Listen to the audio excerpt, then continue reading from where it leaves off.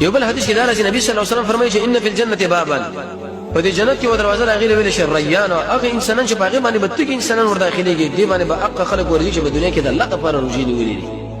بل څه بینه شتلې بشکل اخره کسو باندې داخل شي چې هغه روزانه وردا فلم يدخل منه احد دغه مروسه مریو قسم په دې باندې ورنش تقریبا یو ته دروازې دي ابو بکر سے ویل یا رسول الله دشه وکس به چې دا ټول دروازې ولا وردا आवाज کې چې زما په طرف راځي زما په طرف وې زه امید ساتم چې هغه به ته صدیقه تمره وشت انسان سباق الى الخير ابو هريره دا خبرم کړی د رسول الله فرمایلی دي الله رب عزت پتا شو باندې رمضان فرض کړی دی او ما تاسو د پاره دې د قیام الليل سنت ګرځولې چې روزه ونیولا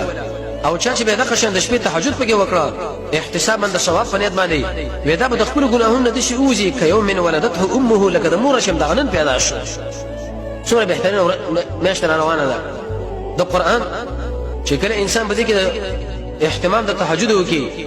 او د روزي وکي رسول الله فرمایي ترشي ګناهونه به الله ورته شي ما کې ته به دا ګمان کې لکه د مور شم د اوس پیدا شي او موږ شاوغه ګناګار انسانانو خو دې خبر لري سخت ضرورت لري